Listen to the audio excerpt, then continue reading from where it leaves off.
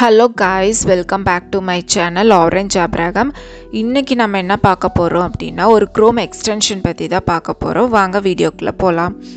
So checkmylinks ன்றது வந்து ஒரு Chrome extensionல இருக்கிற அது வந்து ஒரு இன்ஸ்டால் பண்ணிட்டு அது எதுக்கு அப்படினா நம்ம ஒரு வெப் பேஜ் கிரியேட் பண்ணிருக்கோம் அப்படினா valid or invalid links or broken links வந்து find out பண்றதுக்கு தான் அது. இப்போ நமக்கு நிறைய links வந்து நம்ம வெப் பேஜ்ல இருக்கும். அது வந்து நமக்கு வந்து கரெக்ட்டா இருக்கா அப்படினு நம்ம மேனுவலா செக் பண்ணா நமக்கு ரொம்ப நேரம் ஆகும். அது ரொம்ப டிஃபிகல்ட் கூட. சோ அதுக்கு வந்து இந்த டூல் வந்து நம்ம இன்ஸ்டால் பண்ணிட்டு நம்ம ஈஸியா வந்து நம்மளால செக் பண்ணிக்க முடியும் valid or invalid links. எல்லா links work ஆகுதா அப்படினு நம்ம ஈஸியா வந்து find out பண்ண முடியும். சோ அது எப்படி பண்ணலாம் அப்படினா Chromeக்கு போய்ட்டு ஓபன் பண்ணிட்டு வெப் ஸ்டோர்ல வந்து Chrome வெப் ஸ்டோர்ல வந்து சர்ச் பண்ணனும் checkmylinks ன்றது. அதுக்கு அப்புறம் add to Chromeல வந்து நம்ம இன்ஸ்டால் பண்ணனும் அந்த எக்ஸ்டென்ஷன். அது வந்து to find invalid links or broken links. அதுக்கு அப்புறம் இன்ஸ்டால் பண்ணிட்டு அந்த எக்ஸ்டென்ஷனை வந்து இன்ஸ்டால் பண்ணிட்டோம்னா அதுல வந்து நியூ ஐகான் தெரியும் இந்த Chrome டூல் பார்ல. அதல போய் ப்ளூ செக் மார்க் வந்து நம்ம கொடுத்துட்டு சோ அது என்ன ஆகும்னா ஆக்டிவேட் ஆயிரும். அந்த ஐகான் வந்து ஆக்டிவேட் ஆயிரும் அந்த எக்ஸ்டென்ஷன் நமக்கு. ஆக்டிவேட் ஆனதுக்கு அப்புறம் நம்ம கிரியேட் பண்ண வெப்சைட்டை வந்து ஓபன் பண்ணிட்டு அந்த வெப்சைட்ல இருக்க லிங்க்ஸ் வந்து நம்ம செக் பண்ணிக்க முடியும். checkmylinks வந்து ஓபன் பண்ணோம்னா அதை வந்து ஓபன் பண்ணாலே ஒன் பை ஒன்னா நமக்கு ஹைலைட் ஆகும். எது வேலிட் எது broken links அப்படினு நம்ம செக் பண்ணிக்க முடியுது மூலமா.